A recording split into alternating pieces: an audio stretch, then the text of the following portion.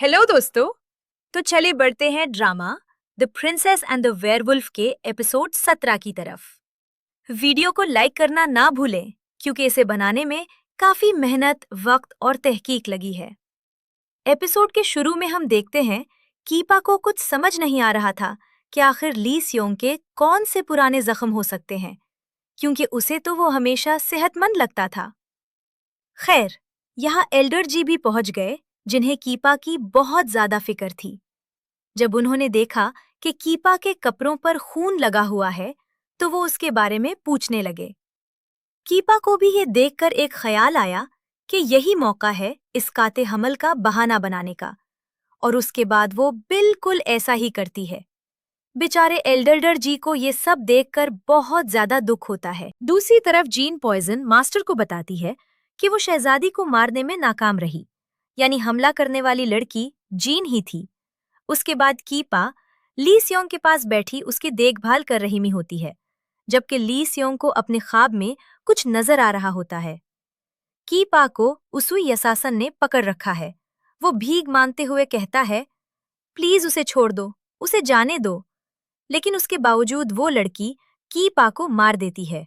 ये देखकर ली सियोंग फौरन उसे अपनी बाहों में उठाता है और कहता है, प्लीज अभी मुझे छोड़कर मत जाओ, अभी तक तो मैंने तुम्हें अपने दिल की बात भी नहीं बताई। कीपा देख रही थी कि शायद ली सियोंग कोई बुरा ख्वाब देख रहा है, और तभी ली सियोंग नींद में ही उसे कहता है, कीपा, मैं तुम्हें पसंद करता हूँ।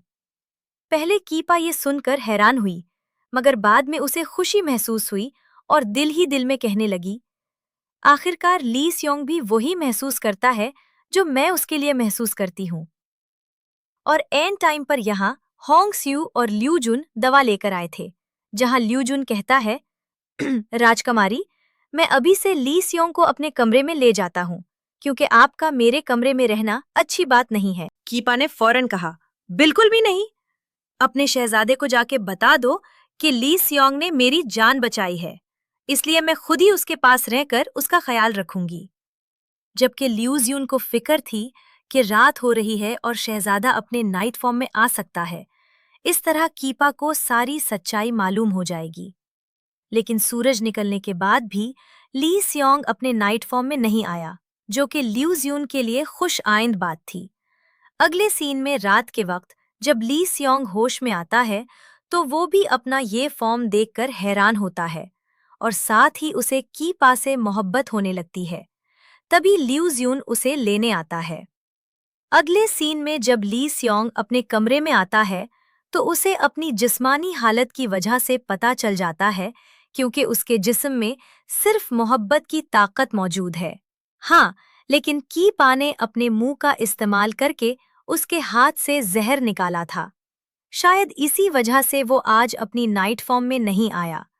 इससे वो ये तो जान गया कि कीपा ही उसकी जिंदगी का मुहाफिज है, लेकिन ये कब तक रहेगा, ये अब तक वो नहीं जानता।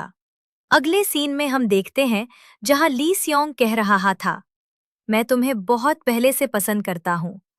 हाँ, लेकिन कभी तुम्हें ये बात कहने की हिम्मत नहीं हुई। इस पर कीपा बोली, मैं भी तुम्हें पसंद करती हूँ, लेकिन हम दोनों तो बिल्कुल मुख्तलिफ दुनिया से हैं। मुझे समझ नहीं आ रही कि आगे क्या होगा।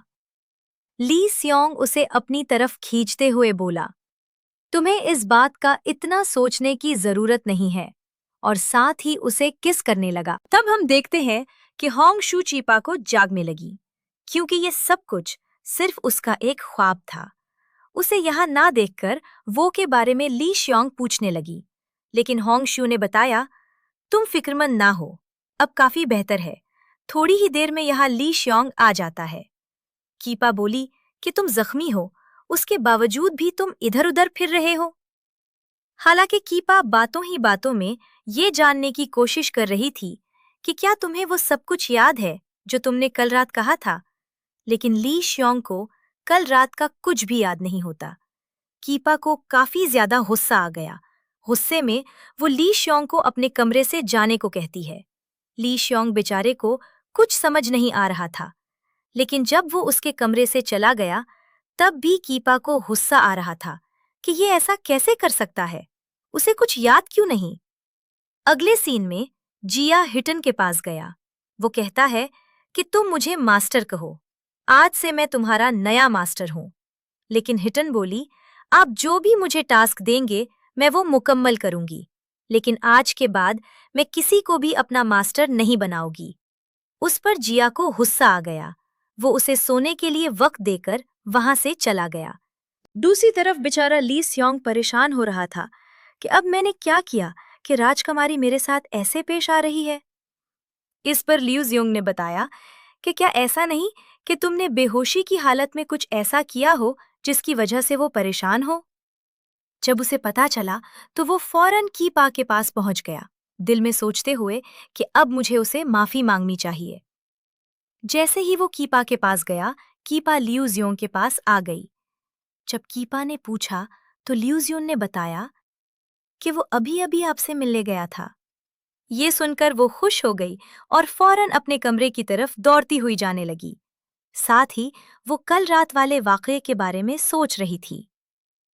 दूसरी तरफ ली सियोंग को भी होंग सियू ने बताया कि राजकुमारी तो आपसे मिलने गई थी। फिर दोनों एक दूसरे को ढूंढने के लिए एक दूसरे की तरफ दौड़ने लगे। आखिरकार जब दोनों एक दूसरे के सामने आए तो ली शियोंग ने माफी मांगी कि मुझे पता नहीं मैंने कल रात क्या कहा होगा, लेकिन अगर मैंने तुम्हें तकलीफ दी है तो उसके लिए माजरत चाहता हूं। कीपा ने यह सुनकर गुस्सा जाहिर किया और कहा कि तुम्हें वाकई याद नहीं कि कल रात तुमने क्या कहा था। चलो मैं तुम्हें याद दिलाती हूँ। तुमने कहा था कि तुम्हें मैं पसंद हूँ। मैं भी अपने दिल की बात तुमसे छुपाती नहीं, मैं भी तुम्हें पसंद करती हूँ। यहाँ बात जोर पकड़ रही थी और कीपा ने पूछना शुरू किया कि क्या तुम अपनी बाकी जिंदगी मेरे साथ वफादारी से गुजारने के लिए तैयार हो। ली शियोंग भी हाँ कह देता है। अगले सीन में दोनों खुशी खुशी अपने कमरे की तरफ जा रहे थे, जैसे ये सब कुछ सिर्फ एक ख्वाब हो। यूं हमारा ये एपिसोड भी खत्म हुआ।